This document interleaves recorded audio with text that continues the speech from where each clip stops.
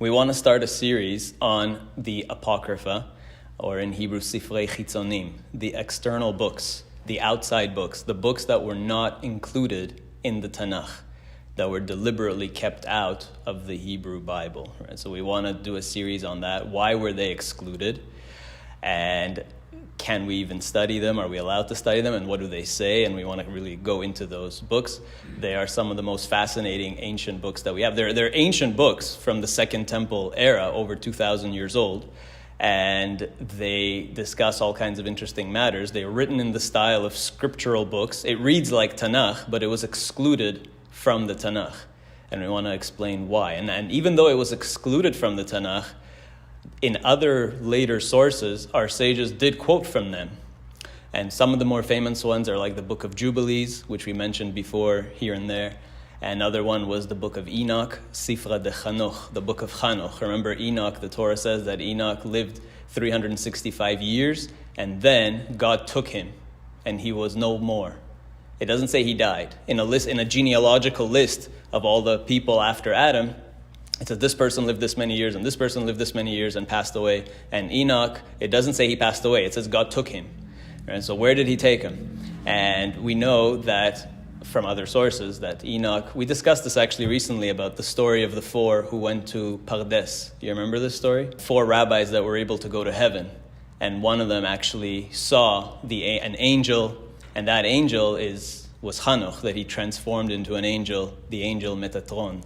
And so there's a book, the Book of Enoch, that actually discusses his journey, the journey of this person, Enoch, Hanoch, who apparently became an angel. So it's one of the most deeply mystical and complex and intriguing texts.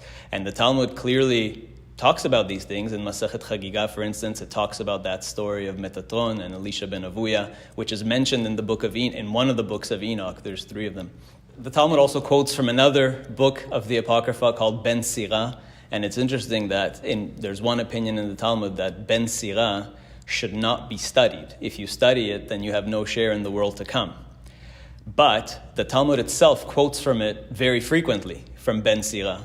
Right? And itself, there's a passage in the Talmud that says, well, what's wrong with Ben Sirah? It has a lot of good things in it. What's wrong with it? And sometimes the Talmud quotes from it without attribution and uses it as a proof text to support some Jewish law or some argument in the Talmud. So the Talmud, on the one hand, has an opinion that you shouldn't study it. On the other hand, it quotes from it quite extensively. And the Book of Jubilees is quoted in the Midrash, and the Book of Enoch is quoted dozens and dozens of times in the Zohar, which is the main textbook of Kabbalah. So even though these books were excluded from Tanakh, they were still clearly being studied and used and cited in later Jewish texts. So we want to actually do a whole series and explore each of these, or not all of them, there's a lot of them, but many of them. And what's interesting is that actually today, it's hard to find the original Hebrew. Most of them we don't have the original Hebrew copies anymore. We actually just have Greek translations. Presumably because they were suppressed by our sages and they weren't being passed around the original manuscripts were being suppressed, and so all we have is Greek translations. When was the Tanakh first translated into Greek? Anybody know?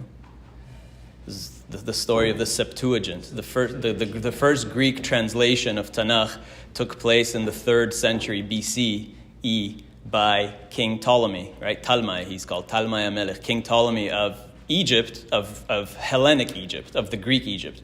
Remember, Alexander the Great took over the whole region, and then when Alexander the Great died, his empire was split into 3 or 4 pieces, and Ptolemy, one of his generals split his empire, and Ptolemy took over the Egypt part. And then the second Ptolemy after him, Ptolemy Philadelphus, he was a big scholar. They were all kind of philosopher kings, And Alexandria, which was the center, the capital of Egypt at the time, the great library of Alexandria, which was probably the most famous learning institution in the world. And Ptolemy wanted, a copy of he didn't want there to be any wisdom that wasn't in his possession. So he forced a group of rabbis to translate the Tanakh into Greek.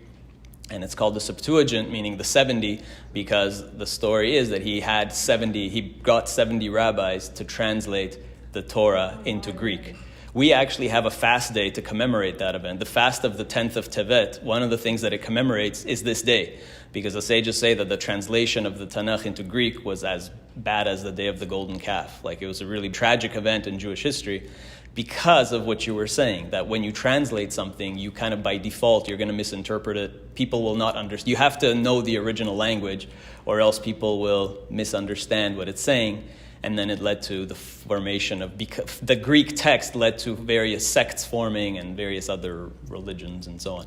So it was actually not a good thing for the Torah to be translated into Greek. That's what they said. However, there's different understandings of that event. Not everybody had such a negative view of that event. But anyway, the Tanakh was first translated into Greek in the 3rd century BCE, the Septuagint, and we have Greek versions of these apocryphal texts that were not included in the Tanakh, and the Christians used them. Right? Christian Bibles did have many of these texts, so that's kind of how they survived. They really mostly survived because of Christians preserved them in Greek and in Latin, and the original Hebrew for many of these was lost. The Book of Jubilees we still have in Hebrew. One of the books of Enoch, one version of the Book of Enoch we have in Hebrew, and some others. The Dead Sea Scrolls, some of these books were found among the Dead Sea Scrolls. Some were found in the Cairo Geniza.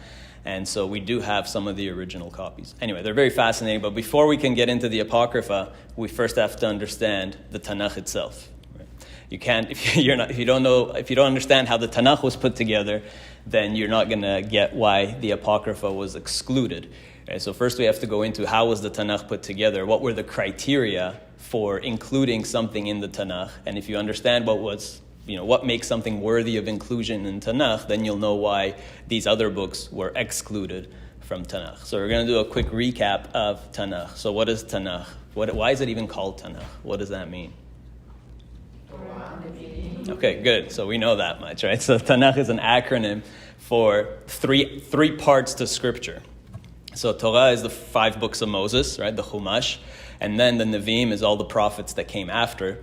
And then you have the Ketuvim, which are additional writings. So that already begs the question, why split it into these 3 categories? What is the difference between the Chumash of Moses, the other Nevi'im, and the Ketuvim? Why not just lump it all together into like one Bible, right? Why split it in 3? Yeah, and the others? So the Chumash is unique because that's the prophecy of Moses, who was a unique prophet, greater than any other. But then why make a distinction between the other books? Right? That's already a question that we have to answer. What is the difference between Nevi'im and Ketuvim? That's something that we have to explore. So just a quick overview. How many books are in the Tanakh? How many? 24. So we have 24 books in the Tanakh. And really, there are more like 36 books that were compiled into 24, which is another good question of why was it done that way. So the first 5, the T in Tanakh, the Taf, is the Torah, the 5 books of Moses. Then after that, you have 8 books of Nevi'im, 8 books of prophecy, of genuine prophecy. So first Yehoshua, who came after Moses, right? And then after Yehoshua is Shoftim, the book of Judges, that 500-ish period of Judges, 500 years or so between, the Exodus and the start of the kingdoms of Israel. And so then after Shoftim, you have Shmuel, which is this great prophet who led the transition between the period of Judges to the period of Kings, and of course anointed the first kings. Prophets, why Judges is there? Yeah, you need both. The judges were like military leaders for the most part. They were. Some of them. Most of them we considered to have been prophets. Like Dvorah was one of the judges, and she was a prophetess as well. Right? Yehoshua was both a prophet and a shofet, but not every judge was also a prophet. So yeah. And the function of the shofet was more, if you read the book of Shoftim, they were more of like military heroes that saved Israel from oppression, right? They were more like warriors, like Shimshon, right? The most famous of the judges was Samson, who was this great warrior that fought off the Philistines, right? Then you have Shmuel. So Shmuel leads the transition between judges and kings. He anoints the first kings of Israel. And then after Shmuel, you have Melachim, the book of Kings, which relays the whole history of the kings of Israel, the 2 kingdoms within Israel. And then the 3 big books of prophets. Who were the big 3 prophets? Good. Jeremiah is one, Yirmiyahu, and Ishayahu, Isaiah, and Ezekiel. Good, Yechezkel. Those are the big 3, the long prophetic books. And then the last of the books of the Nevi'im is actually a collection of 12. It's called the Trei Asar, the 12, sometimes called minor prophets, although they were not necessarily minor. 12 prophets, minor because they're such short books. Some of them are just a chapter long. And so they were all grouped together into one, like the book of Yonah that we read on Yom Kippur, right? That's an entire book that we read on Yom Kippur.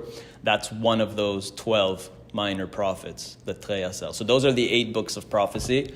And then we have the remaining 11 books of Ketuvim. Okay? And then among those Ketuvim, we have 5 Megillot.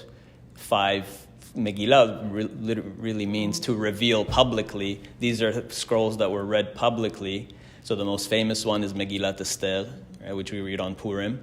And then you have Shir HaShirim, the Song of Songs, which is read by Ashkenazim on Pesach, and Sfardis read it really every Shabbat, every Kabbalat Shabbat. And then you have Eicha, which is read on Lamentations, which was written by Jeremiah when he describes the destruction of the temple. So when do we read that?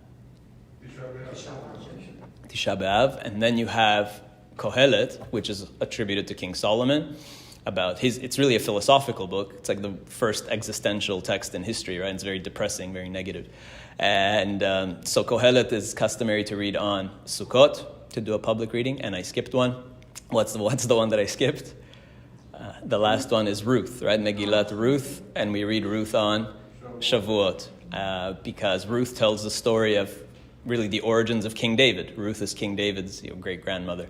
And King David was born on Shavuot and passed away on Shavuot according to tradition. So we read the book of Ruth, Megillat Ruth, on Shavuot. So those are the 5 Megillot. And then in addition, we have other kind of historical texts in the Ketuvim and poetic texts. Poetic, ethical, historical, like Psalms, Tehillim, Proverbs, Mishlei, King Solomon's words of wisdom, and the book of Job, Eov, and Ezra and Nehemiah, which are also linked together into one book about what happened when the Jewish people returned from Babylon to Israel to rebuild, the Second Temple era.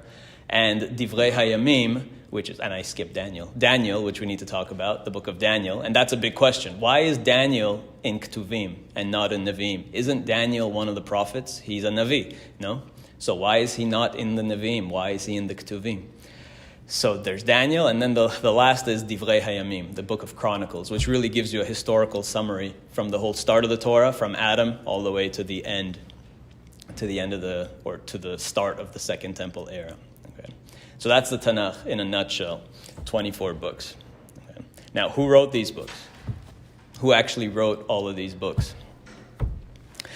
And the Talmud says like this in Bava Batra. It gives you a list of who wrote all 24. This is not a definitive list. There is room for other opinions here. Okay, Umiktavan, who wrote the books of Tanakh? Okay, we know who wrote the first 5 books, right? Moshe Katav Sifro. Moses wrote his 5 books, really. That's another question we need to address another time. Why 5? Why couldn't Moses just write it all in one book? I think we talked about this once a few years ago, so maybe some of you remember. It's a good question, no? Why do we need 5 books? It's one scroll anyway. You take it out of the ark, it's one scroll. So why do we call it 5? Couldn't it just be like 1? Chapters. You need to Maybe. So you could have chapters. You can still have like 54 parshas, but why do you need 5 books, right? So that's a question. But Moses wrote his 5 books, the Chumash, and he also wrote, it says Parashat Bilam. In the Parashat Balak, it talks about the prophecies of Bilam, who's this other prophet, but Moses wrote it like in his name, prophetically, right? Even though it's Bilam speaking, Moses wrote it like in his name, kind of thing. And he wrote Eov. So here the Talmud says that Moses wrote the book of Job. You remember the book of Job, where Satan gets permission from God to torture this man Job, who was a righteous man? That's also a very deeply philosophical text, and that deals with this problem of good and evil, kind of like why do bad things happen to good people and so on. And there's a lot you can derive from that, including a lot about reincarnation and various Kabbalistic things and mystical things.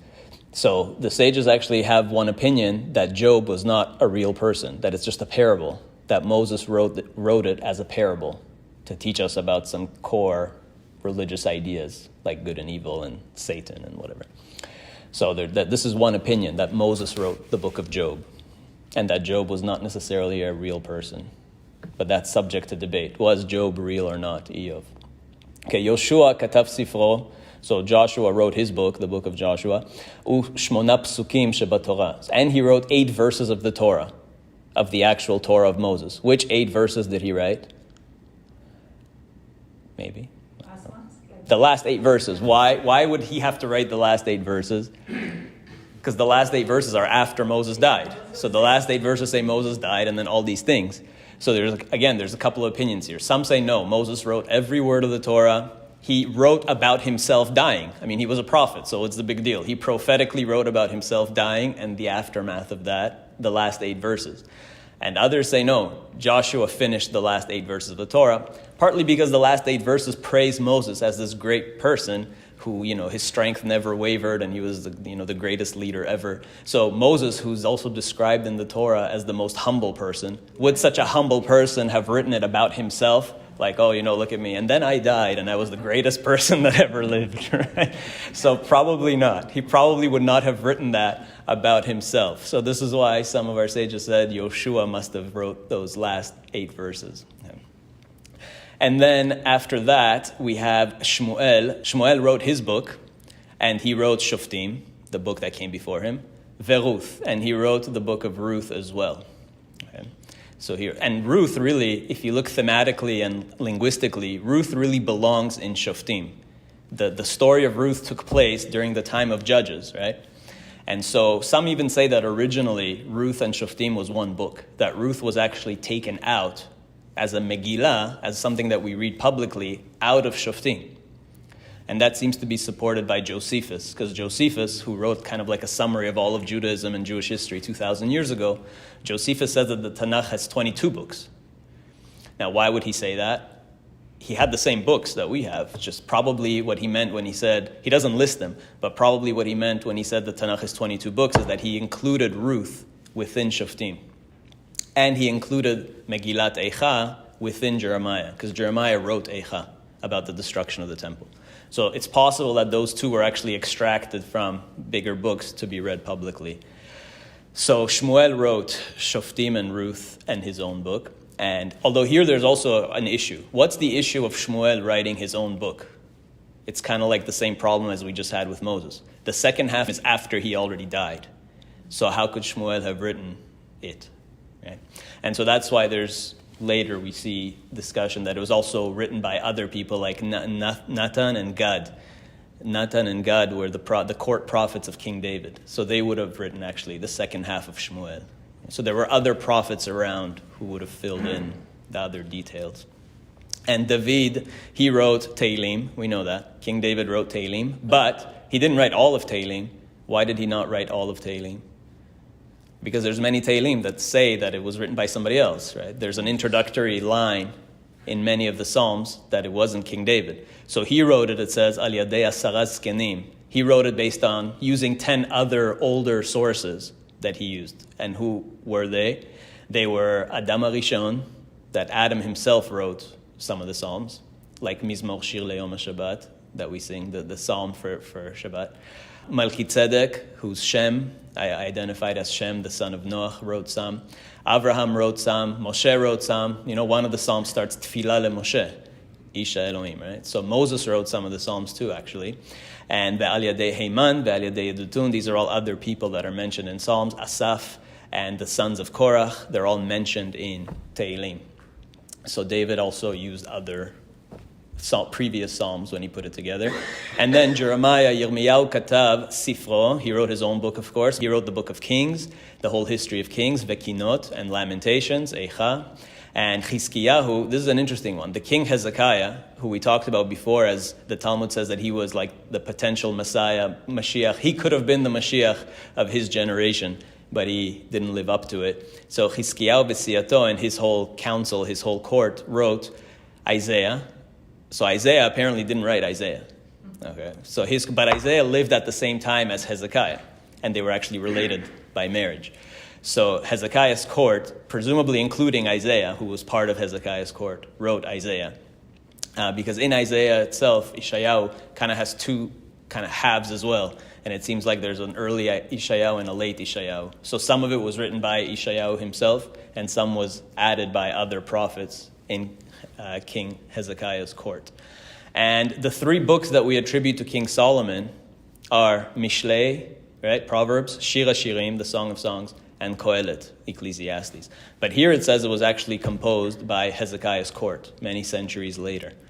Probably what that means is King Solomon didn't write it publicly. He wrote it for himself, and it was passed down, father to son through the Davidic dynasty, and Hezekiah's court published it to the general public for the first time. That's probably how you solve this contradiction here, that it wasn't openly revealed until Hezekiah's time. Okay, and then the rest of them were basically written by Anshei Knesset Agdola, the Knesset Agdola, and we have to define who they were. They put together Yechezkel, Ezekiel, Ushnei Masar, the 12 other prophets, Daniel, Megillat Esther, and then Ezra, who was one of the Knesset Agdola, one of the people in the same time period, wrote his book, and Divrei Hayamim, most of Divrei Hayamim. So that's what the Talmud says. So we have to now, first of all, define who are the Knesset Agdola. Who are these people that put together all of these later? The Ketuvim were put together by the Knesset Agdola, most of them. So who are they? The first Knesset, not the Knesset, not like the Knesset in Israel today, but it's based on the same idea, yeah? So there were some among them. So when they came back, when after the Babylonian exile, when the Jewish people, or some of the Jewish people came back to Israel, when they started building the second temple, the leaders in charge were called the Anshei Knesset Agdola, the men of the Great Assembly. There were 120 of them, and the Talmud says that about 80 or 85 of them were actual prophets, the last generation of prophets, and the remaining ones were like the first sages, the first rabbis. Because the age of prophecy basically ended here. Why did the age of prophecy end? We say that in the Second Temple era, there was no true prophecy left anymore. Prophecy only existed in the First Temple, and there's various explanations for why. Some link it to the Ark of the Covenant, that as long as the Aron HaKodesh was around, the Ark of the Covenant, that gold thing that they carried around in the wilderness, as long as that was around, that was like a conduit for prophecy. It was like a big receiver. So you needed that to prophesy.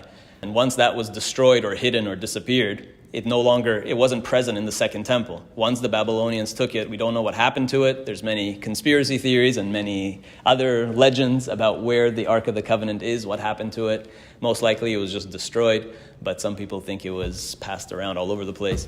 Anyway, once it was gone... So, in the Second Temple, the Holy of Holies was empty, basically? Right. There was no Ark of the Covenant in the Second Temple, in the Holy of Holies in the Second Temple.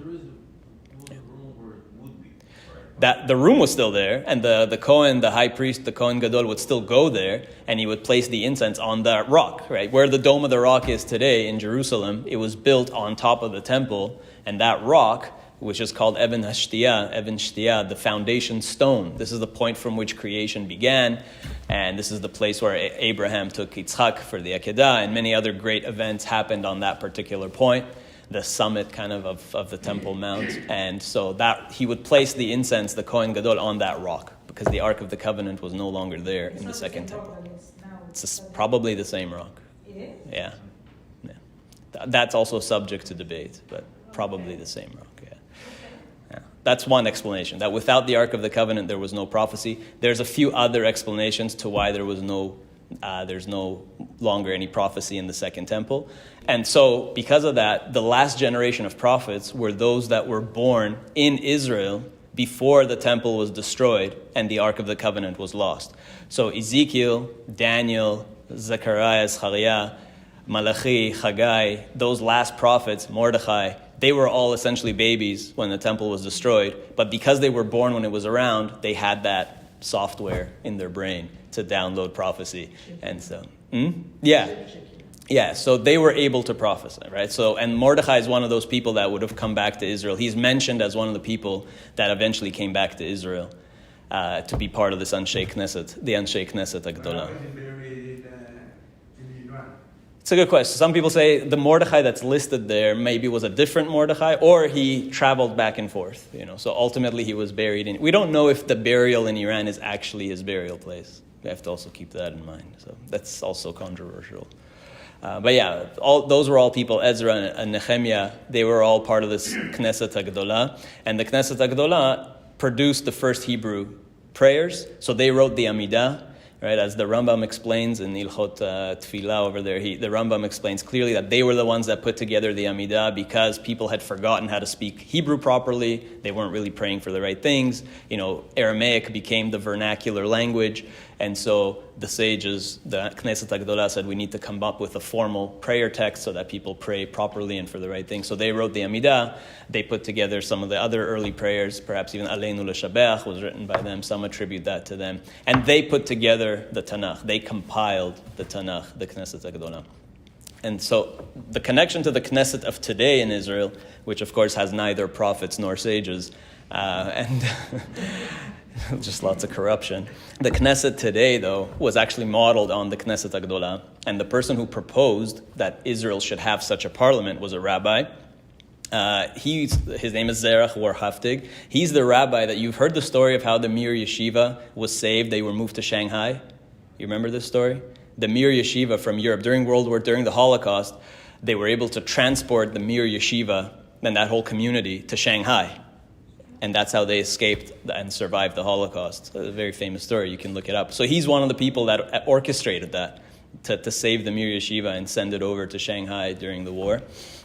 And he also played a big role in the establishment of the State of Israel. He's one of the people that signed the Declaration of Independence. And he also pushed to have the Declaration of Independence, as we spoke on Shabbat. For who was here on Shabbat, the original Declaration of Independence for Israel was written by another rabbi, and it was like very spiritual and praised God many times, and David Ben-Gurion and all his secular communist friends couldn't handle that. So in the morning on that day in May 1948, before they declared the State of Israel, they scratched out that Declaration of Independence, scratched out every reference to God. And then when they were going to agree on it and sign on it, they were debating, and the religious people there, including Rabbi Warhaftig, said, no, you have to have a reference to God. And David Ben-Gurion refused to have a reference to God because they were all very secular. And ultimately, they agreed on a word. What was the word that they agreed on? Tzur Israel, right? They agreed on, because Tzur is a genuine name of God. It appears in the Torah as a name of God, like in Parashat Ha'azinu, Hatzur Tamim Po'alo, that God is called the Rock of Israel. Tzur means a rock, a boulder, that God is the Rock of Israel. So Tzur is a legitimate name of God used in the Torah, in the Tanakh. So they agreed to end the Declaration of Independence with Tzur Israel, right? That for the religious people, it's like we're basing our independence on the God of Israel, on the Rock of Israel. And for David Ben-Gurion and all his secular people, okay, Tzur, it's a rock, who cares? Right? Like it's the Rock of Israel means the land of Israel, right? The physical material, the earth of the land, whatever. So they agreed on that.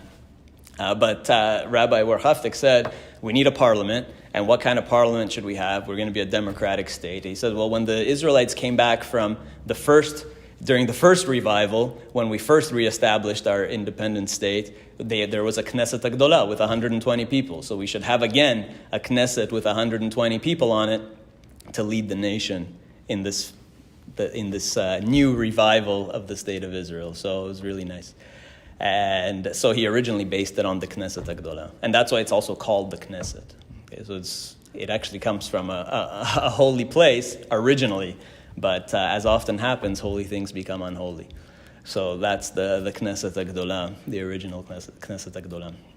So they put together the Tanakh, but it seems like what should be included in the Tanakh was still debated later, because we see even Rabbi Akiva in the Talmud is defending certain books of Tanakh. Even in the Mishnah and Talmud, there's still a debate, as we'll get to, which books should be included and which books maybe should be excluded. So it wasn't really sealed. Like what should be included in Tanakh was not sealed by the Anshe Knesset HaGedolah. It's more like they started the process of putting it together. Why Tanakh? Why 3 different categories of scripture? Why not just have them all lumped together? And the reason is because there's actually different degrees of prophecy.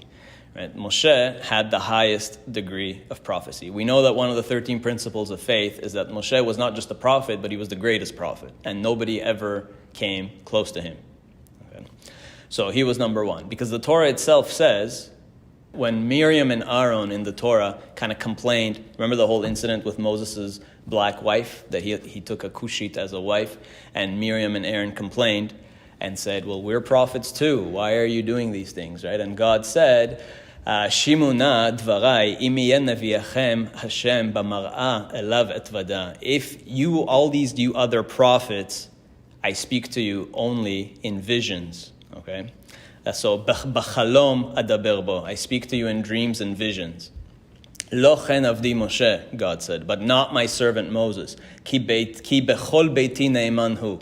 He, Moses, is welcome in my entire house. He's like, my door's open to him anytime. Moses comes to God like a next door neighbor or whatever, like his best friend. He's welcome in God's house any moment, right? Moses can come to God, and not just God comes to Moses. Pe el pe adaber bo, that God says, I speak to him mouth to mouth, right, face to face. And he says, not through visions, and lo bechidot utmunot, not with pictures or visions or anything like that. Pure conversation in awakened state. So Moses was able to speak to God while he was conscious, face to face. And all other prophets only spoke to God in dreams and visions and received dreams and visions, right? The Torah itself says this in Bamidbar. Yes, but quoting God. That's right. This is God speaking, yes. That Moses is different than all other prophets.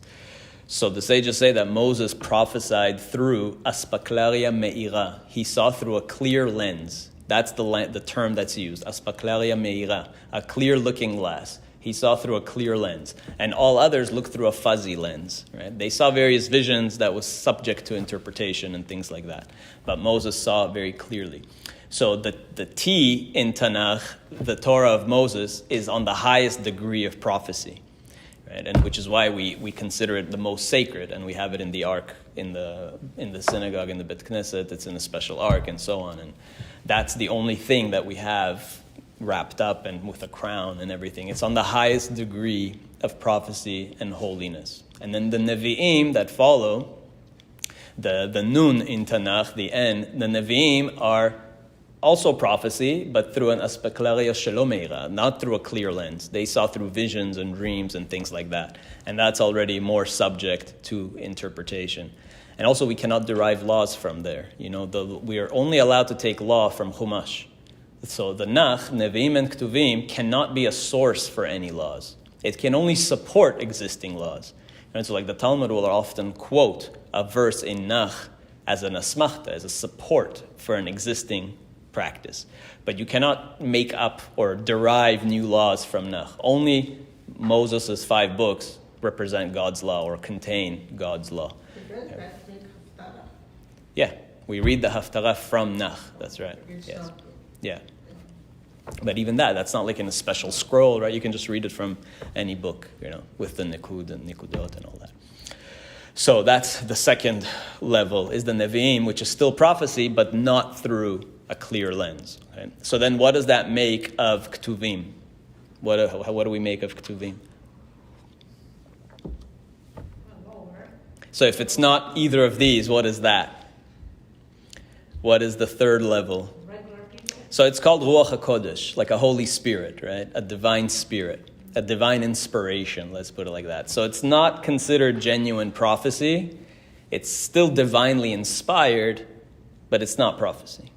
Okay? And it doesn't directly quote God. In the Nevi'im, you often see the language, Ko Amar Hashem, thus said God, which means the Nevi'im are quoting God directly.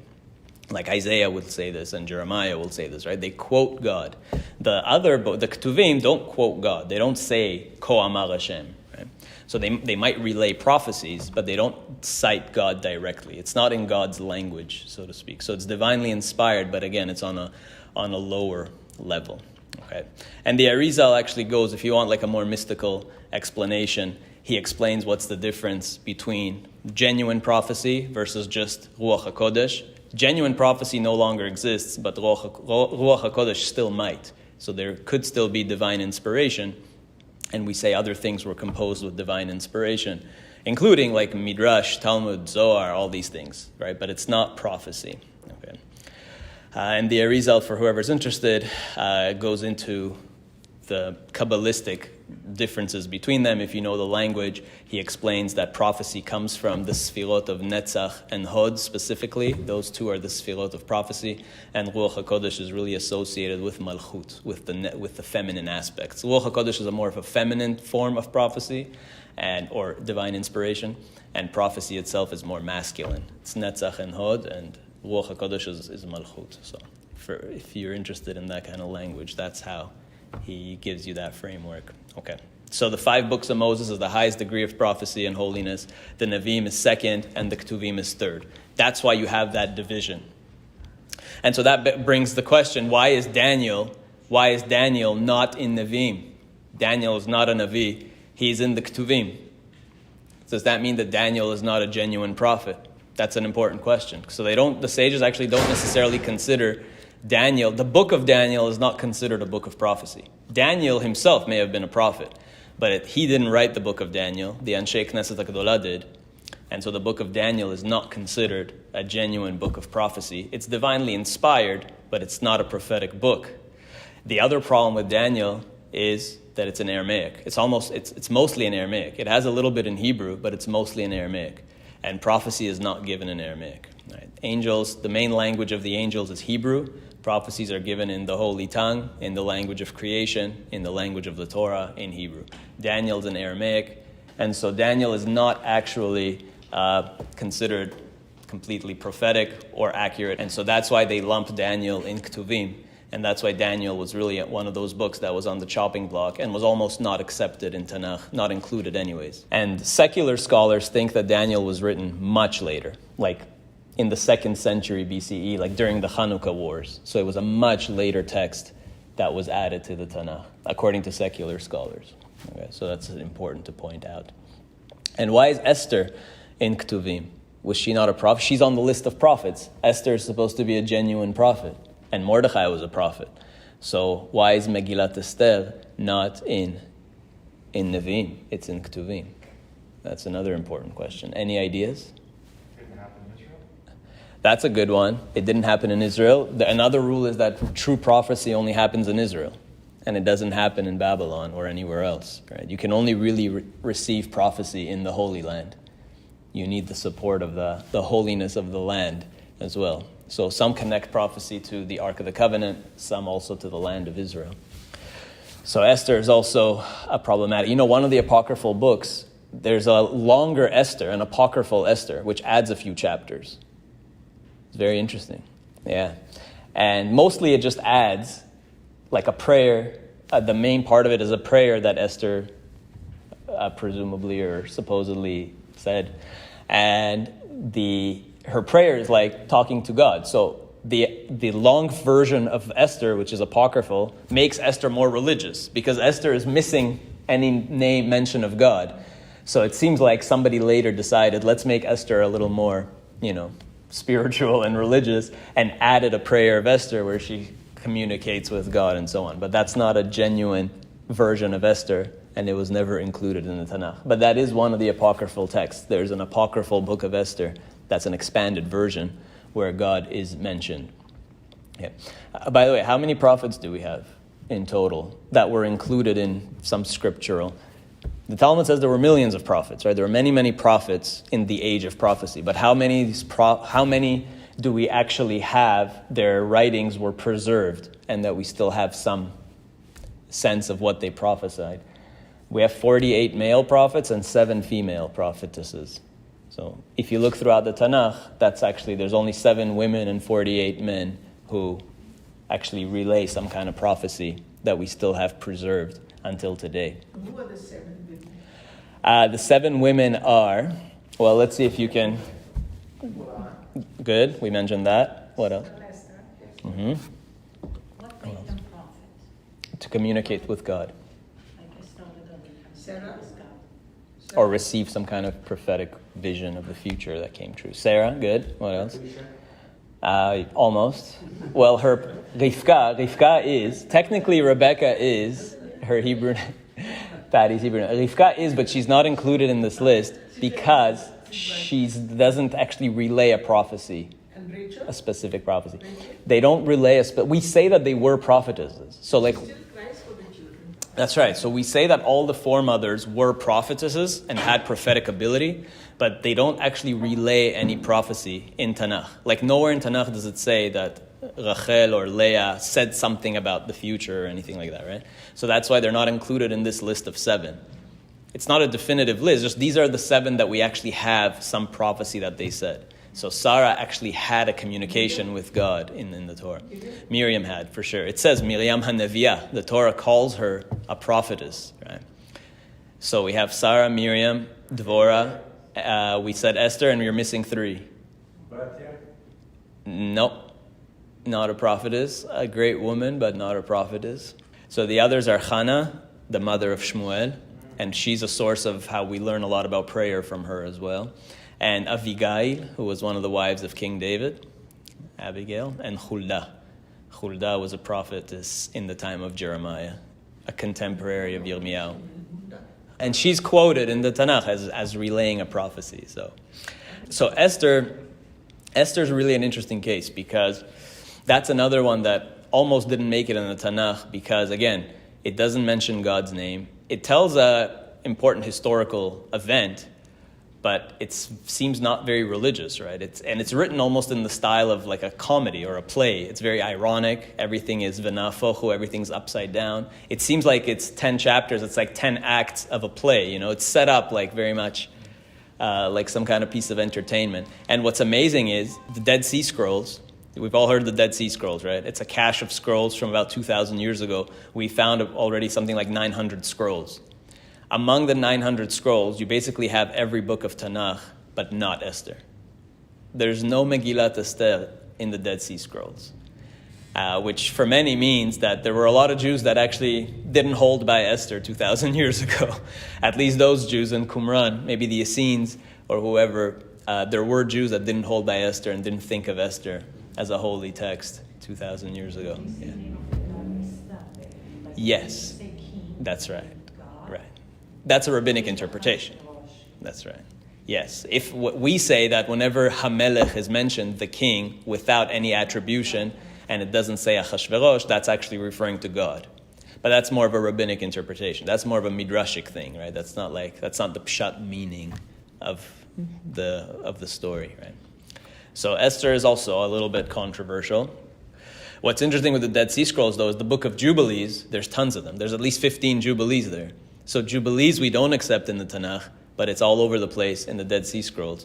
Ethiopian Jews had it in their Tanakh, but that's probably because the Ethiopian Orthodox Church had it in their Bible, right? But maybe not. They might argue that they had it because they were exiled. Their ancestors were exiled to Ethiopia before the Second Temple was destroyed. And at that time, Jubilees was very popular.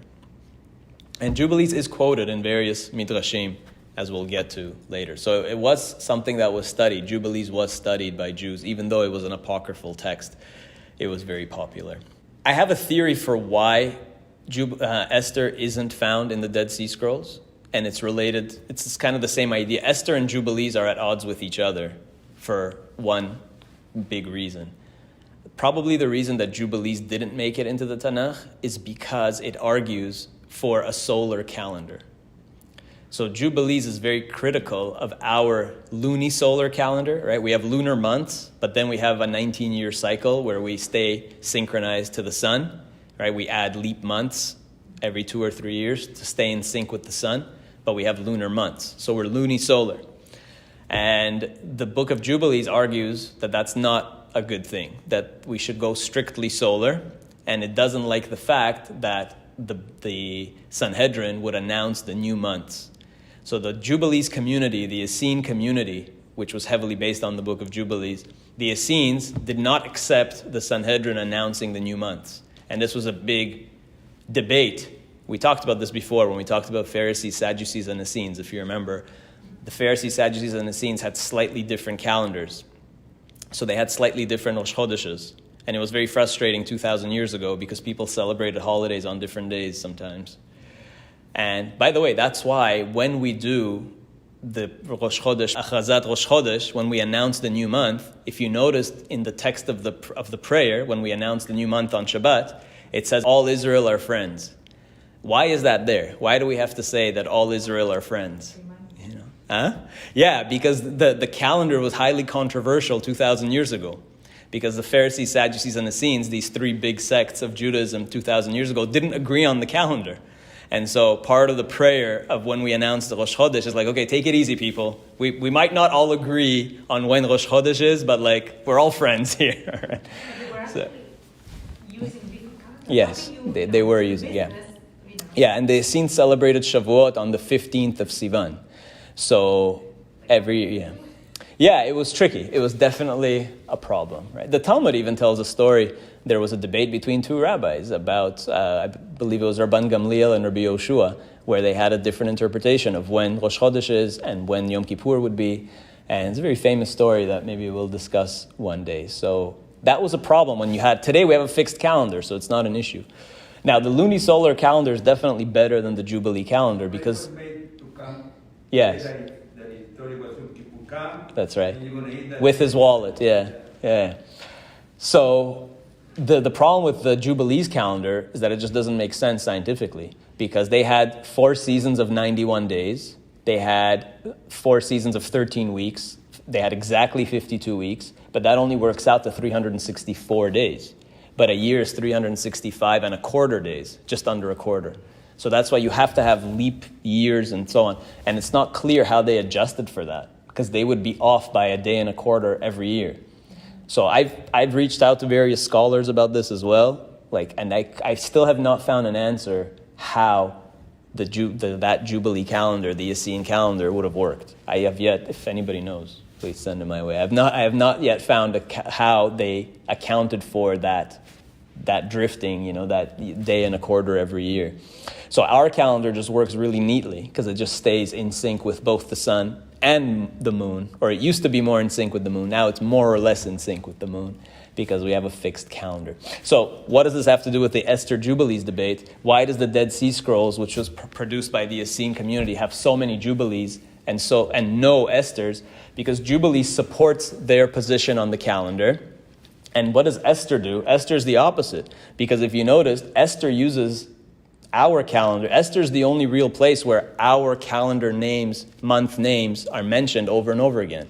Esther says the month of Tevet and the month of this and the month of that, right? It's the only place where it actually uses our month names, the Babylonian month names of Tevet, Shvat, Tammuz, whatever, Kislev, Av. So they're not really mentioned in other places in Tanakh, but they're all over the place in Esther. So I think the Essene community didn't like Esther, not only because it doesn't mention God, but because it clearly supports the use of a Babylonian-style lunisolar calendar. Right? And they wanted to expunge that. So instead they have Jubilees. So I think it's just tied to the calendar issue. That's my theory for why Esther is not in Qumran. Okay, let's summarize this. What are the criteria for having a book in the Tanakh? So really, what was the criteria of the Knesset HaGedolah and the subsequent sages of including a book in Tanakh? Basically, it has to be valuable either for past, present, or future. So either it tells a really important story about the past, it has historical value that fills in a gap that we need about the history of Israel and the Jewish people, or it tells us prophecy for the future, something that's yet to come, so it's valuable to know what's coming, or it helps us in the present. It gives us some advice to how we should live now, how better to connect to God, whatever it is, ethical, musar, like Mishlei and Psalms and things like that. Right? So it has to be either something to do with the past or the present or the future. It has to be useful in one of those areas, number one. Okay, so books that are like about a past event, like Eicha, Lamentations, it's not really prophetic. It's mostly it's talking about the destruction of the temple, which is a very important event. So that was important to keep in it. Ruth tells us the history of King David. It's not really prophetic, doesn't give you really any instruction for the present, but it tells you an important historical period that sets up the Davidic dynasty. Esther is important for historical reasons and so on. And then Daniel and Divrei Hayamim as well. So it needs to be useful for either historical reasons or prophetic for the future or useful for the present.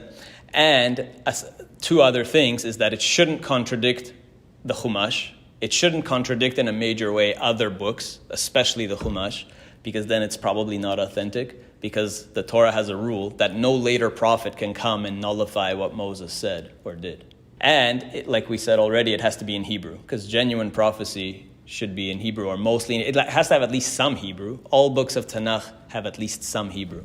If it was Greek or anything, or fully Aramaic, it wouldn't be in the Tanakh. Okay, so those are the big ones.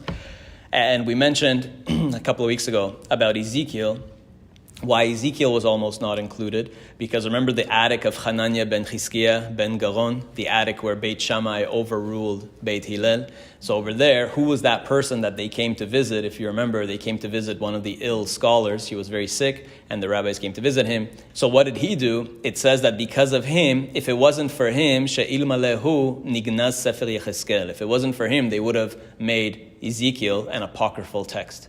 2,000 years ago, this person, Hananiah ben Chizkiah, made sure that Ezekiel would not be removed from Tanakh. They almost extracted it out of the Tanakh. Why? Because Shayu dvarav sotrin divrei Torah, because it had contradictions with the Torah. And what did he do? Me'asa he'alulo shalosh me'ot garvei shemen. They gave him 300 casks of oil, locked him up in his attic, and he figured it all out. He didn't leave the attic until he resolved all the contradictions and showed why Ezekiel is fine and kosher and doesn't contradict anything in Torah. So that's how he managed to save single-handedly Hanan ben Chizkiah. He saved Ezekiel from becoming Apocrypha. That's the surface reason. The deeper reason why Ezekiel was almost banned, and it's discussed in other places in the Talmud, is because it was too mystical. Right, chapter 1 of Ezekiel, where he sees this vision of the chariot, right, Ma'aseh Merkava, the divine chariot and all the angels. It's very mind-boggling. And we discussed it in the past. Last Hanukkah, we talked about all the secrets of Chashmal and the angels and all that stuff.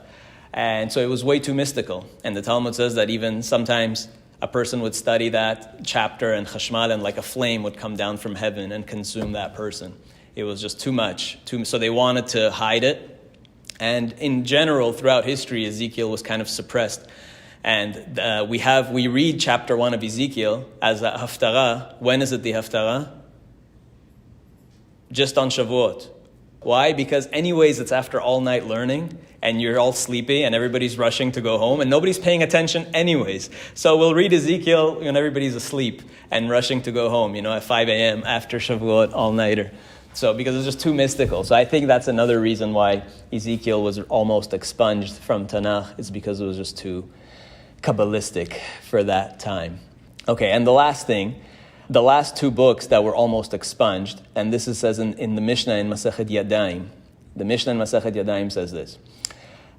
Very interesting set of rules here. Sefer shenimchak v'nishtayer bo shmonim v'chamesh otiyot keparashat v'hi binso Aaron metameh et hayadayim. So what the sages are saying here is, a Torah scroll is holy, and so the idea is, what the sages instituted is, partly because they didn't want people to treat scrolls very lightly and to touch them and whatever, abuse them.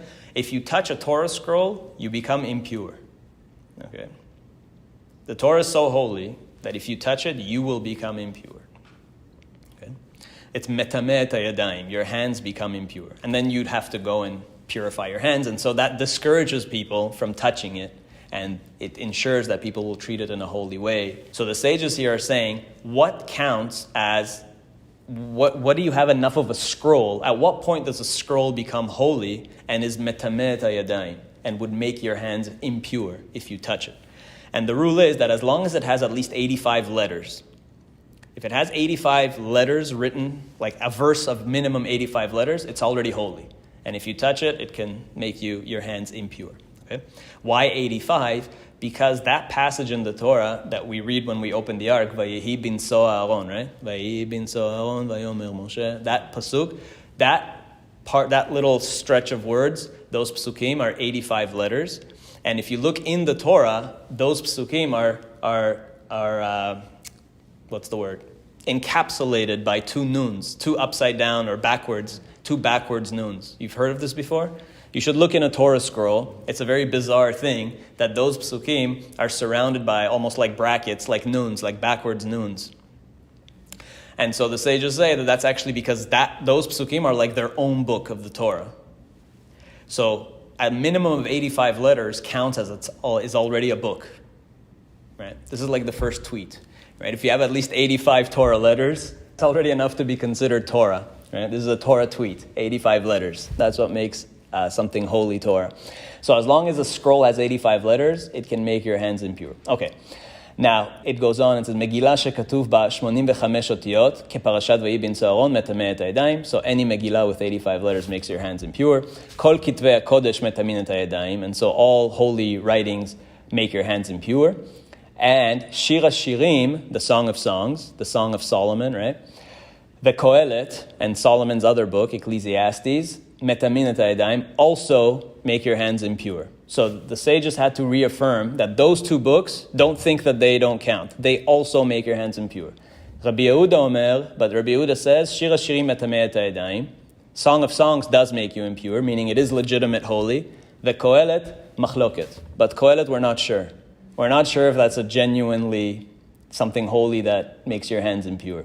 Rabbi Yossi Omer, these are all students of Rabbi Akiva. Rabbi Yossi Omer, Kohelet einu metameh et hayadayim. He considers Kohelet, Ecclesiastes, no good. Okay, V'shir HaShirim, machloket. And he's not sure about the Song of Songs. Rabbi Shimon Omer. These are all students of Rabbi Akiva, his 5 students. Rabbi Shimon Omer, Kohelet, mikulei Beit Shammai, umechumrei Beit Hillel. Kohelet is one of the things that Beit Shammai was lenient on, and Beit Hillel was stringent on. So Beit Hillel considered it holy, and Beit Shammai didn't so much.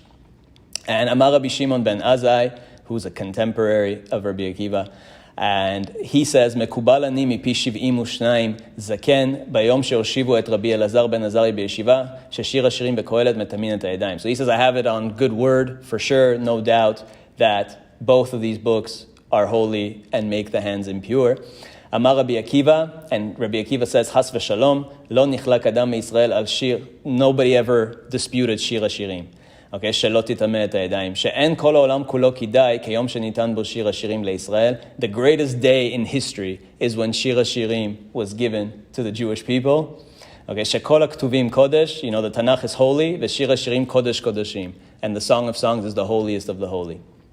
ואם נחלקו, if they had a debate, they only debated, לא נחלקו אלא על קהלת. They only had a problem with Ecclesiastes. Okay, so we have to explore these two texts. Ecclesiastes is problematic because it's depressing, right? The whole theme of the book is everything is hevel, everything is useless, everything is vanity, don't bother, there's no point learning, there's no point growing, just enjoy today because you're dead tomorrow. Like, it's basically super depressing. It's considered the earliest existential text. It's like it was written by like a 20th century philosopher. So King Solomon, it's attributed to King Solomon. One of his names was Kohelet. Maybe because he was so rich and he had 1,000 wives and he had everything that he kind of, that's what happens when you have everything and you kind of just say, what's the point, right? What's the point of life? But they included it ultimately because it concludes with very positive words, kind of. It says, Sof davar kol nishma, like at the end of the day, after we've heard everything, after giving you all these like 11, 12 chapters of depressing material, he says, at the end of the day, Et ha'Elohim yira, just fear God, ve'et mitzvotav shamor, and keep his laws, keep his commandments, ki zeh kol adam, because that's the whole person. Ki et kol ma'aseh Elohim yavi b'mishpat al kol ne'elam im tov ve'im ra, that God will hold you to account for everything that you do. So at the end of the day, just fear God, keep his laws, and you'll be fine. Right? So just because of those last psukim, they kept it in the Tanakh. Okay. And the Bartanura comments, by the way, that on this Mishnah, that Kohelet, why is it so controversial? Mipnei shechachmato shel Shlomo hi, it's just King Solomon's own life experience and wisdom, velo beruach hakodesh ne'emra, and it does not have even ruach hakodesh. So Bartanura is saying it's not divinely inspired, it's just King Solomon's own diary of, I guess, his miserable final years, perhaps, who knows. So that's one opinion. So that's Kohelet and Shir HaShirim, and we'll end with this one. What's the deal with Shir HaShirim? Why is it so controversial? Why is Shir HaShirim a problem for us? The Song of Songs. It's very short. Have you read it? We've read it before. What's the problem with it? It also doesn't actually mention God so much.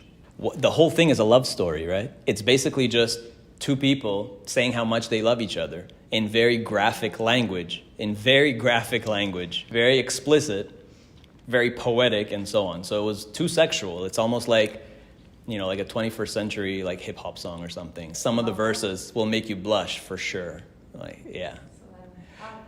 So that's why some people wanted to have it removed, because it doesn't really talk about God. Like, what's the point of the story? The way we interpret it today, and this is Rashi's whole interpretation of it, is that it's a love story. Like, look beyond the graphic language and see it as a love story between God and Israel. Israel is the bride and God is the groom, and it's basically just like how much we love each other. And that's become the pshat understanding of it. But that's not necessarily what it was meant for. And of all people, it's Rabbi Akiva who defends it. Why would Rabbi Akiva defend this book? If you think about who he is, why would he be the one that defends it? Now, Rabbi Akiva wanted to defend it. People were trying to get rid of it because essentially sexual matters tend to be, they're very private, they're very intimate. And generally in religious circles, in all religions, we tend to kind of try to avoid it and not talk about it, right?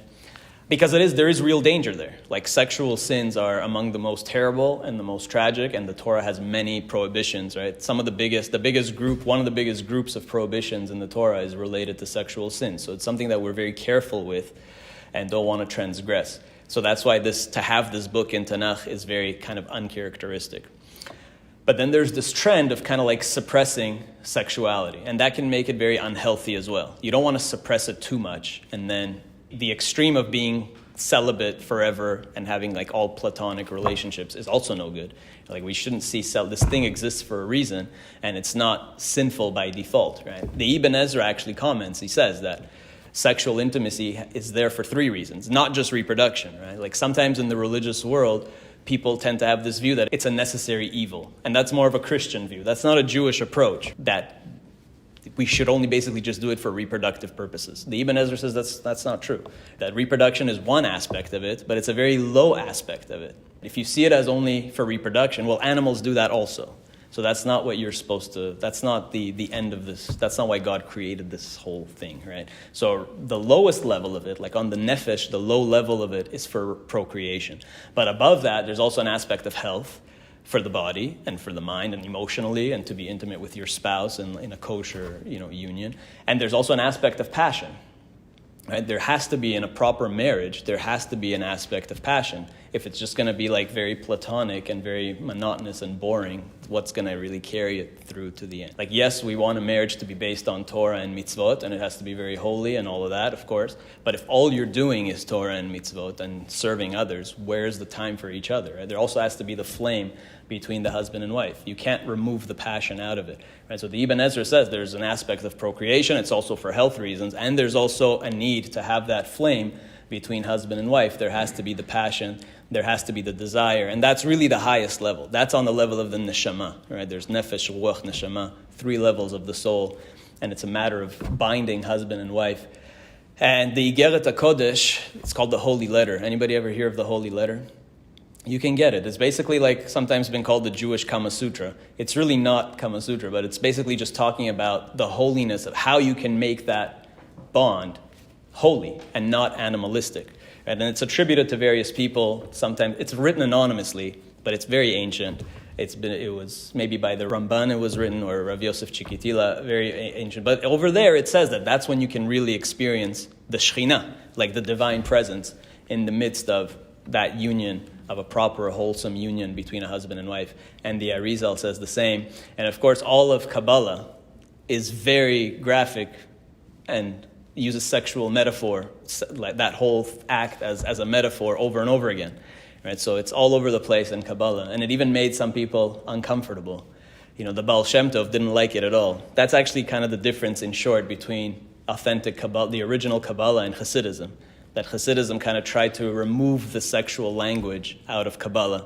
And there's a famous legend story of the Baal Shem Tov that he went up to heaven and he met Rav Chaim Vital. Rav Chaim Vital is the one who wrote all of the Arizal's teachings. And again, it's the central metaphor is the sexual union between husband and wife, right? And so the Baal Shem Tov confronted him and said, why did you write it like that? Like, did you really have to make it so graphic? And Rav Chaim Vital said, gave him a quill and said, you know what, you think you can do better? Go ahead. You write it better. The Baal Shem Tov said, fine, I will, right? And he went and he locked himself up in some heavenly chamber and, tried to write this way, that way, hummed and hawed and spent however many days there, and finally came out and came back to Rav Chaim Vital and threw his quill and said, no, you're right. There's no other way to do it, right? This is the only way, this is the only metaphor that works to understand the whole kind of cosmos and this relationship between us and God and so on.